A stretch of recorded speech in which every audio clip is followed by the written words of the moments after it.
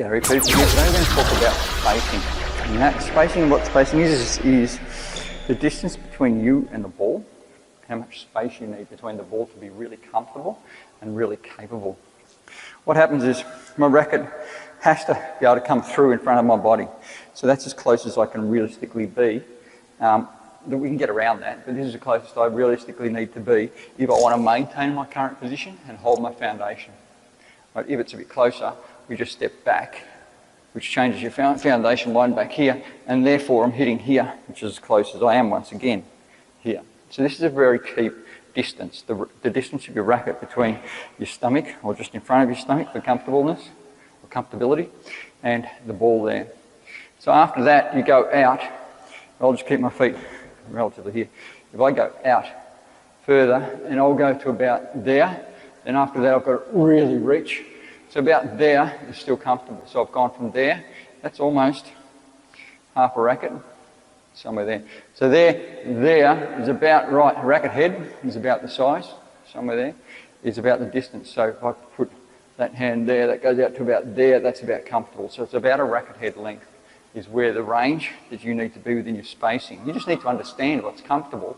And anything after that needs to be out here, and you start to sacrifice things when you get out here. And I know you can step, I know all that, but we're talking about from the centre of your body. So obviously you go here to make it there. And that's what you use your feet for, to get the ball the correct spacing from your body. So there's this plane as well, which is where the ball comes in to your hitting circle or your hitting zone around here. I call it your power zone, from your front hip to your belly button when you strike with your forehand. That's about there's your power zone. So you've got that range there, that one out there, and you've got this one here. So that's about the range there where you're going to have full control and full capability. Anything outside that range, you're simply not going to have that control and that capability. If it's too close in here, you can step back here and go here. So that's pretty cool. So it gets a little bit bigger as you take a step. But have you got time to take that step? And that's where it all comes down to. How fast is the ball going? How fast are you going? What positions did you come from? Do you have ability to get there or not? So spacing is really interesting. You just need to understand what's right for you, what's the best place. So if I go, the perfect spot for me is about there. So that's about how far I need the ball to be away from me. That's how far there. So that is a little bit more than a racket from my stomach, not my feet, but a little bit more than a racket there. It's about there.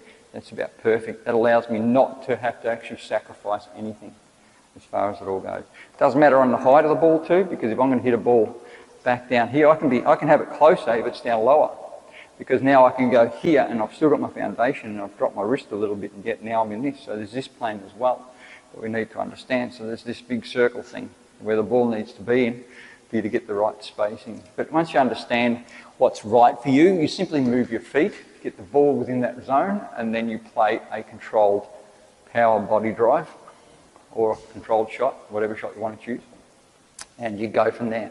So just understand your spacing, and you'll be looking pretty good with it, and you'll understand that you need to have the ball this far away from you for you to be in full control. You can always do other stuff where it's out a little bit and you've got to go with a bigger step and you've got to this. Because one thing, if I have to go with a really big step here just to get the spacing there, I've now sacrificed all this structure through here. So yes, I got the right spacing between me and the ball, but now my whole lower body is now doing massive amount of work just to maintain stability. Yeah. So it does make a difference if you can move really well and get into a really good position early.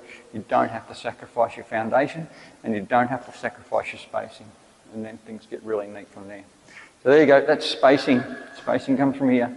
This is how it works. Can't go wrong.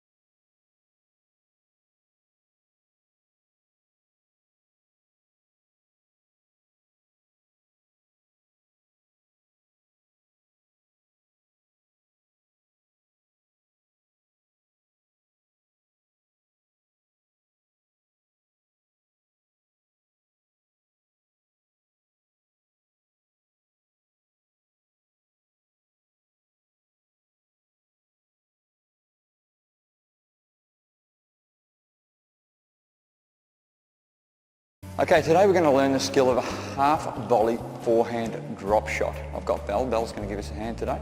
And our forehand half volley drop shot is this one. The ball will come here and there's your drop. Now the beauty of this one is that you're taking away your opponent's time. So what happens is they don't have time to make good position. Your drop does not have to be fantastic. It just has to be taken early. So we'll see how Belle goes. Here we go. I'm going to set across here. So it actually goes across your body, so it makes it even harder for you. And we'll do a couple of the easier ones for a start, and just so we can see what you've got for a start. Let's go.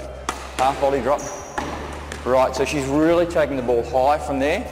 Really too high. Okay.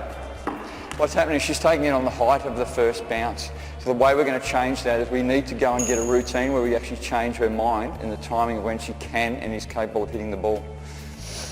Okay, so what we're going to do is I'm going to play a drop shot and I'm going to ask Belle to just play a half volley drop shot, and we'll tidy up what is a half volley and your perception of how we need to strike the ball. So we just play a half volley drop. Good, so we want it. Sorry, that's too good for me. Let's go, half volley. Good, that's pretty good. That's too late. So up, come on. What it proves is you need to do the work early with your body. If you don't do the work early with your body, that's too late. Go in now, go in. Good, you must go in early, quick, good. Half volley. Now I'll half volley as well. So earlier, come on, early, really early. Good, just after it bounces. Just after, just after, just after. Again, just after, just after, just after.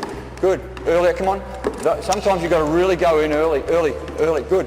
There, there, there, there. Okay, the next stage is to get Belle to start from back here and do individual shots. So now you've got to move to the ball. So I'm going to put the ball short. Go half volley, come on. Yeah, it's pretty good. Back, back, back, back.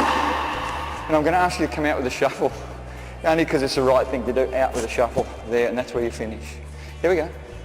Half volley drop. Good, and back. Good, again. Half volley drop. Too late. Half volley drop. Come on, come on. Too late. Go up there quick. Too late. Come on, get in there, in there, in there.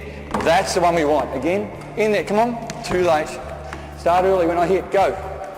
That's better. Again, go, come on. Too late, it's a tough one. I've got it.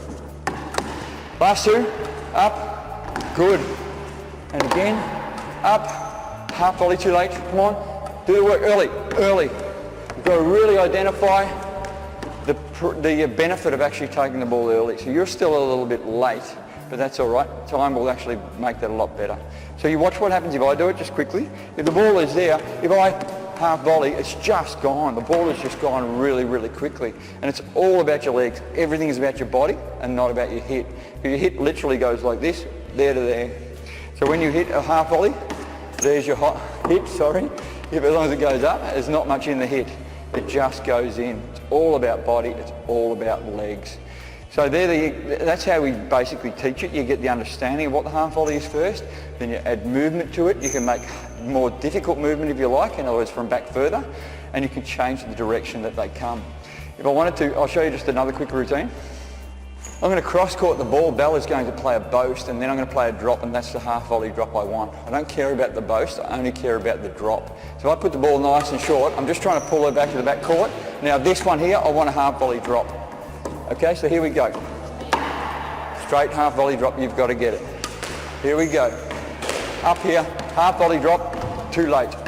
Again, half volley drop, here, up, that's getting better. Again, last one. Good, half volley drop, quick, good, okay. So there you go, you've got a progression of learning of how to take and how to use your body, how to take the ball nice and early. You get a great outcome out of a drop. So there you go, there's your half volley drop, extremely powerful. It's just magnificent what you can do with this. If anybody boasts from the back corner when they're off balance, you just tear up there as fast as you can, don't worry about the quality of your shot. Pop the ball in by taking their time away and you'll just reap the benefits. It's a great skill to have, and it also teaches you the mindset of squash and how to use your body to really hurt your opponent.